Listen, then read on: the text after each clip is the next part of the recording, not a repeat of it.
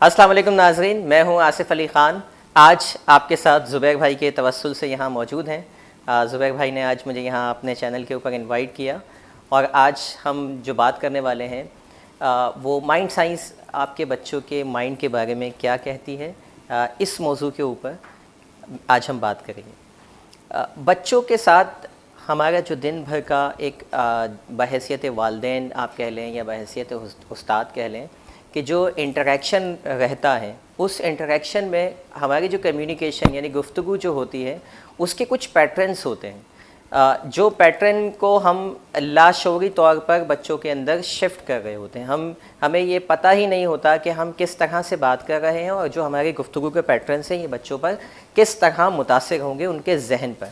मिसाल के तौर पर आपने ये बात अक्सर देखी होगी, आपके मुशाहिदे में अगर नहीं भी आई तो अब आप इस पर मुशाहिदा करना स्टार्ट कर दें कि जो वालिदैन हैं ये बच्चों से, ख़ास तौर पे छोटे बच्चों से जो इनका कम्युनिकेशन स्टाइल होता है, कम्युनिकेशन पैटर्न होते हैं, वो उसमें ना का लफ्ज़ बहुत ज़्यादा होता है। मतलब वो सारा दिन किसी ना किसी काम को ना करने पर जो है वो बज़िद होते हैं। ये ना कीजिए, वो ना कीजिए, यहाँ नहीं जाइए, वहाँ नहीं बैठिए, ऐसे नहीं कीजिए, वैसे नहीं कीजिए।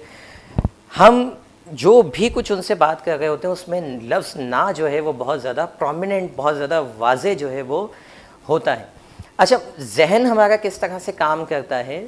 जहन हमारा जब हम किसी को ना की डायरेक्शन देते हैं, यानी हमारा जो इंसानी जहन होता है वो लफ्ज़ ना को बहुत कम प्रोसेस करता है। हम बच्चे को ये तो बताते हैं कि आप ये नहीं कीजिए, लेकिन उसके बदले में हम जो चाहते हैं बच्चे से कि इसके बदले में आप क्या कीजिए, वो हम नहीं बता पाते। मिसाल के तौर पे मैं ये कहता हूँ कि बेटा ऐसे नहीं कीजिए, राइट? तो अब वो बच्चा क्या है, एक एनर्जी का बना हुआ है, एक एनर्जी बीइंग है और उसको मुस्तकिल अपनी एनर्जी को निकालना है, ट्रांसफ़र करना है। वरना क्या होगा, यही एनर्जी उसके अंदर जब नहीं निकलेगी, अंदर रह जाएगी, तो फिर उसके अंदर बहुत सारी साइकोलॉजिकल इश्यूज़ क्रिएट करेंगी। जब आप कहते हैं कि ये ना कीजिए तो बच्चा कंफ्यूज हो जाता है कि ठीक है ये तो नहीं करूँ, लेकिन एग्जैक्टली फिर मैं अभी क्या करूँ। तो हम क्या करते हैं, हम उसको डायरेक्शन नहीं देते कि इसके बदले में आपको क्या करना है, यानी हम उसकी एनर्जी को शिफ्ट नहीं करते, जिसकी वजह से जब एनर्जी नहीं निकलती है बच्चा तज़ब्ज़ुब का शिकार होता है, बच्चा टेंशन का शिकार होता है और बहुत सारी नफ्सियाती इश्यूज़ उसके अंदर आने लगते हैं, फ्रस्ट्रेशन में जाता है, एनर्जी बच्चा जब नहीं निकाल पाता।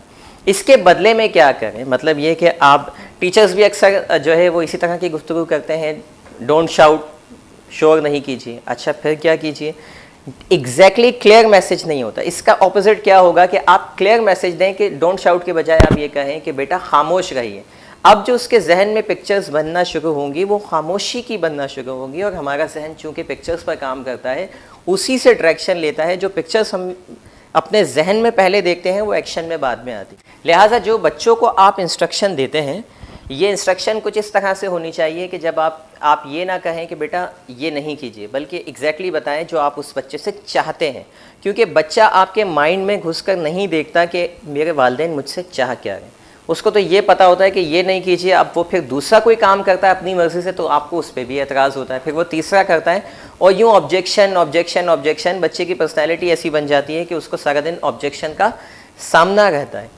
लिहाजा जो भी आप चाहते हैं क्लियर कट उसको मैसेज दीजिए कि इस वक्त आपको ये काम करना है, बजाय इसके कि आप ये कहें कि बेटा ये नहीं कीजिए या ये नहीं करना है। बास मनफी जुमले इतने ख़तरनाक होते हैं जो बच्चों के अंदर एक मनफी कैफियत और एक खौफ की फ़िज़ा को, मायूसी की फ़िज़ा को जन्म देते हैं। मिसाल के तौर पे अक्सर बच्चा अपनी जब महव होता है किसी ऐसे काम में जिसमें उसको बड़ा इंटरेस्ट होता है, फॉर एग्ज़ाम्पल एक बच्चा फ़ुटबॉल खेल रहा है और उसको बड़ा इंटरेस्ट है अपने इस गेम में, ऐसे टाइम पर आप उसके माइंड के साथ जो चीज़ें लिंक करते हैं ये बड़े इंपॉर्टेंट होते हैं। आप क्या कहते हैं, अक्सर लोग कहते हैं कि बेटा इतना खेलोगे तो एग्ज़ाम में फ़ेल हो जाओगे।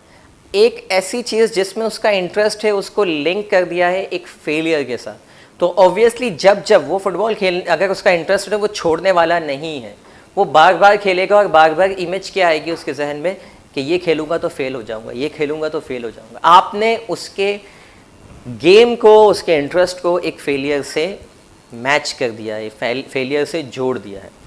इसके अगेंस्ट माइंड साइंस क्या बताती है, एक और एग्जांपल देता हूँ मैं कि इतनी देर तक टीवी देखोगे तो आंखें ख़राब हो जाएंगी, ठीक है। इतनी देर तक जो है वो टीवी देखोगे या मोबाइल फ़ोन इस्तेमाल करोगे तो आप अच्छी तरह से पढ़ नहीं पाओगे। मतलब जो भी वो काम कर रहा है उसको एक फेलियर के साथ हम एसोसिएट करते चले जाते हैं। माइंड साइंस क्या कहती है? माइंड साइंस बताती है कि जो भी बच्चा जिस काम में भी इंटरेस्ट रखता है, जो उसको पसंद है, उसके साथ उस चीज़ को जोड़ें जो आप चाहते हो। मिसाल के तौर पे आप ये नहीं चाहते कि बच्चा फेल हो जाए, आप ये चाहते हैं कि बच्चा कामयाब हो जाए। आप क्या कहेंगे? आप ये कहेंगे कि बेटा जितनी दिलचस्पी के साथ आप खेलते हो उतनी ही दिलचस्पी के साथ आप पढ़ते भी हो। जितना इंटरेस्ट और जितनी कामयाबी के साथ आप जो है वो खेल रहे हैं, इतनी ही अच्छी कामयाबी मेरा बेटा एग्ज़ाम में लेकर आएगा।